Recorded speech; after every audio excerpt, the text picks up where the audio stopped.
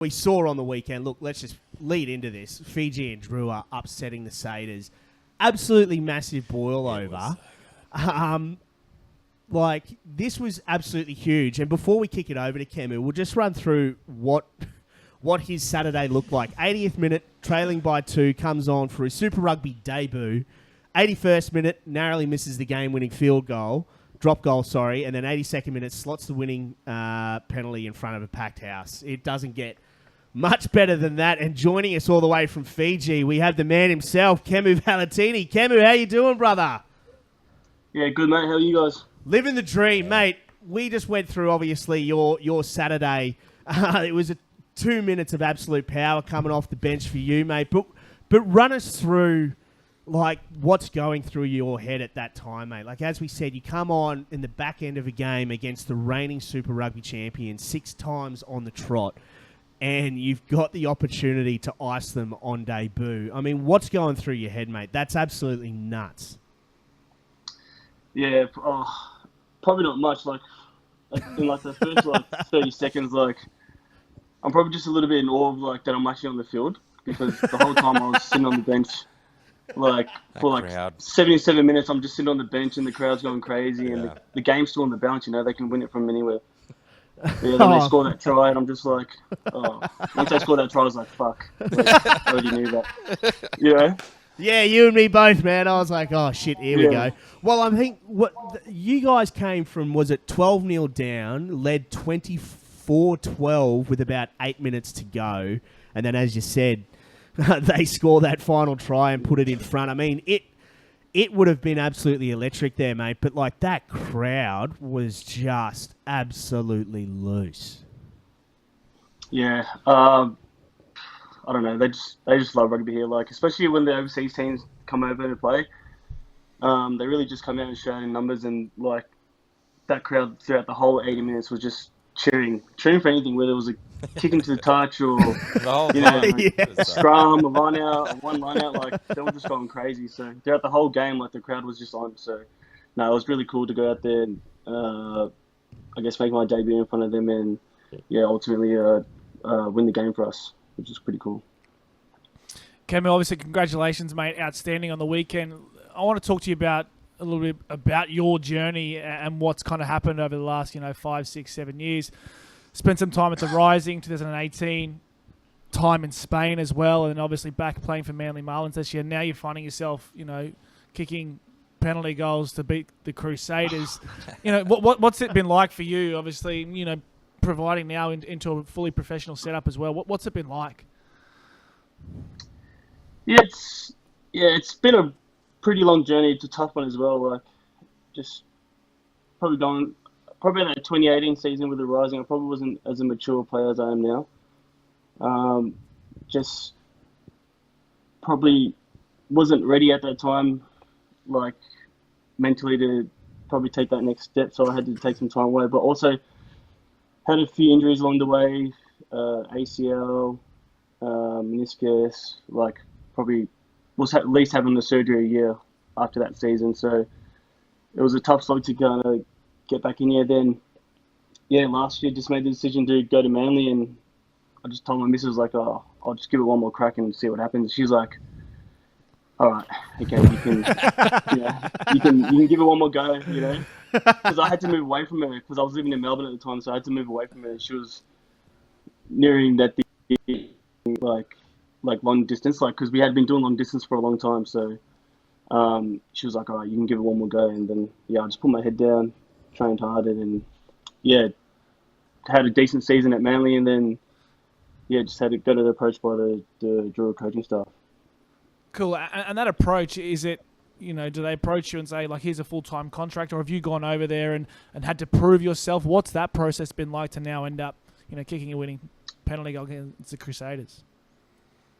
They kind of just actually got approached by one of the staff after a game at North Sydney. We played against North Sydney, and he just asked me. He didn't really hang around too much. He's like, "Oh, are you interested in coming and joining the Drua for pre-season?" I was like, "Oh yeah, I'll be keen."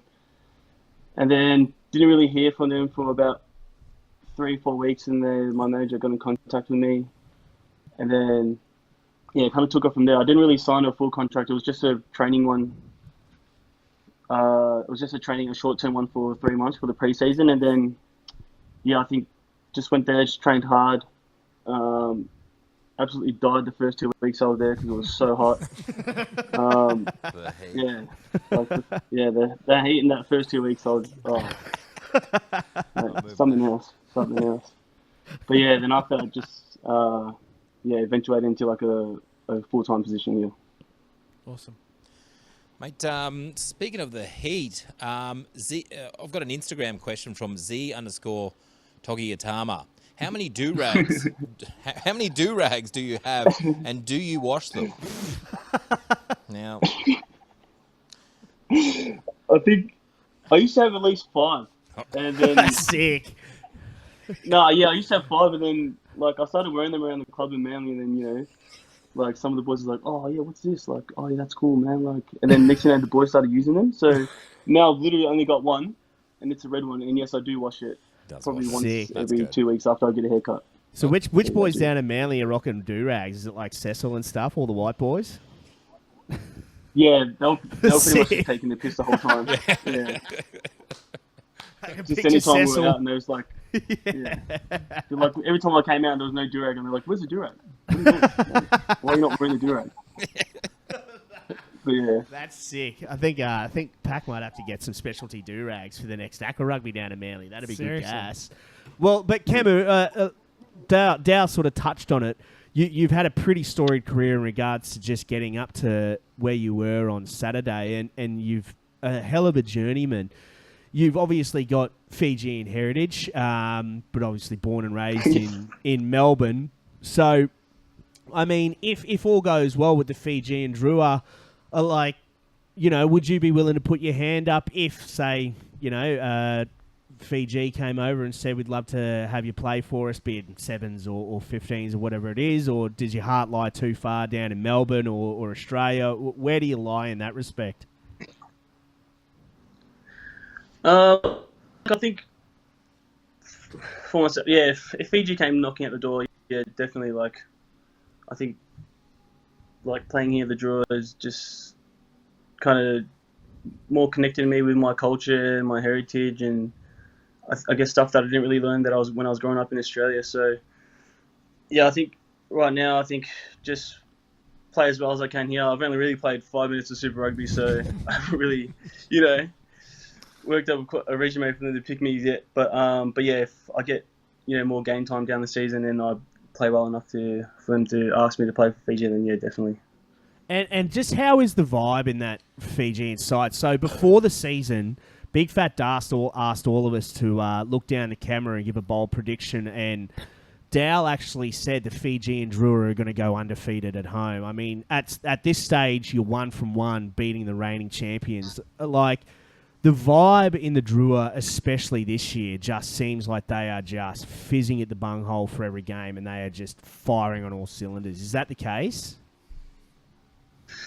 Yeah, the boys had a pretty big preseason and probably a bit of a reality check from, I guess, last year's season. I think some of them, it was their first time really stepping into a professional environment. Some of these boys have come straight from the village and then playing the local comp here and then into Super Rugby. So I think they understand, I guess, the standard and the level of rugby that they need to be at in order to compete in this competition. So the boys have worked extremely hard. Yeah, and the vibe's good. Like, I reckon I've never laughed so much, like, in a professional environment, man, because the boys here are just so funny, eh? Like once rugby's off, like, it's just jokes and, like, stories and, like, picking on each other and stuff like that. So the boys here, like, like, the culture's different here. Like, everyone's kind of connected in a way. There's no separate groups here. There's no boys hanging out with these boys and these boys. It's kind of like when we're at training, we're all together, we all eat together. And then after training, we all go our separate ways to our families and our houses and whatnot. But yeah, I feel like the boys this year understand the challenge that's that's in front of us. And for us to do that, we've got to really be better than what they were doing last year. And I think that, I think it's a good start to the season, but it's still a long way to go for us. And I just want to get your thoughts as well. I mean, there's been a lot of discussion recently, like just looking at, say, Eddie Jones selecting Brett Hodgson with his rugby league background, or as an assistant coach, or Andy Farrell, obviously former Great Britain international in rugby league. There's a lot of crossover that's been happening in regards to the code. Your coach, Mick Byrne, former AFL player, obviously was a skills coach for the All Blacks, so very good resume. But how is it being coached by Mick Byrne? I mean, there hasn't been a lot said about him in regards to sort of his coaching style or whatever it may be, but it seems like he's getting the best out of the boys. Yeah, to be honest, you wouldn't even think that Mick played footy or anything, because he just knows like so much rugby. Like, he's obviously been around the All Blacks setup, so he's got a lot of experience. Coached a lot of experienced boys like Dan Carter, Burton Barrett, like obviously the greats of the All Blacks. But no, his coaching style, I guess skill wise, he's a great coach for skills. Overall, he's pretty attentive to what we do as a team. So obviously he has his assistants and stuff like that, but he's a pretty attentive coach and likes to look at the finer details of things than the bigger picture. And I think with the boys, the boys respond really well to Mick. But yeah. I want to talk about, obviously being over there, the program is now in Fiji, but I want to talk about the crowd and obviously that experience you had firsthand on the weekend having your debut. But what does that environment playing in front of them, what's that like, and what does it bring to the team? Oh, it gives you a boost. Like,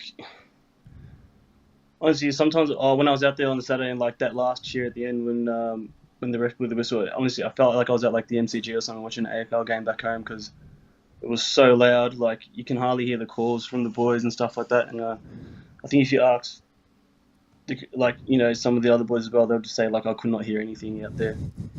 And yeah, they just give you that extra boost of energy to get out there and just, like, you know, especially in that 80th minute when it's so hot, the boys are pretty much busted out the whole game, and like, you really need that crowd to get behind you to get you over the line as well. So it helps us out a lot.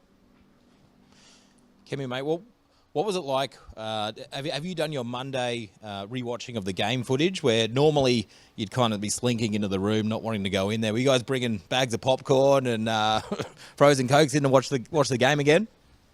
Frozen coke. No, this Monday was like, our normal Mondays are pretty chill, but yeah, I think a few of the boys had a big night on Saturday night, so it was a bit of a we just strolled in and, you know, just got through the work, got through what we had to do, and, you know, like, I think after that, you know, the Tuesday is a bit of a wake up call for us. Yeah. So yeah, but yeah, the Monday was pretty chill. I think the boys had a realization of what we like did as a team, and not as a team, as like, and obviously for the nation as well. I guess big time. That win for Fiji just means a lot to the people here, more so to us than anything. So yeah. Mate, also just one more Instagram question from Chris_the5. Mate, he says, ask him where the White House is, and then he put laughy smiley face, laughy smiley face. Where's the White House, mate? He probably would have wanted to reword that better, but it's actually just it's a nightclub here in Nandi where. Oh, okay, I'm in. Where people go to, so yeah. Sick. There's actually one in Sydney as well. A lot of people know the one in Sydney. It's a franchise. Well, okay, I really like it. I like it.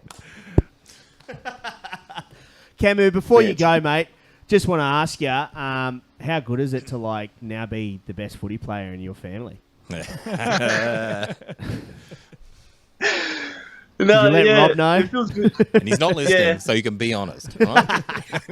No. It's good. Like, I'm so used to like just sitting back in the stands and watching Robert do a thing, and like, you know, like seeing him experience that. Then for me to experience that as well for myself, like it you know, it's cool and stuff like that. But yeah, I think I always was a favourite child. He just didn't know it. Yeah. I think my mum was There we go. This is what we wanted. Yes. Let's stir the pot.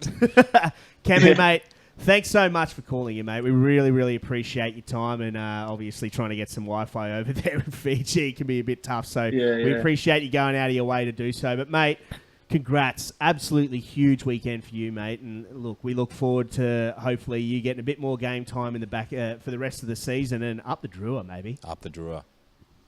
Cheers, boys. Thank you very much. Appreciate it. Appreciate it, Kemu. Kemu Valentini, Thanks, mate. everybody. Yeah.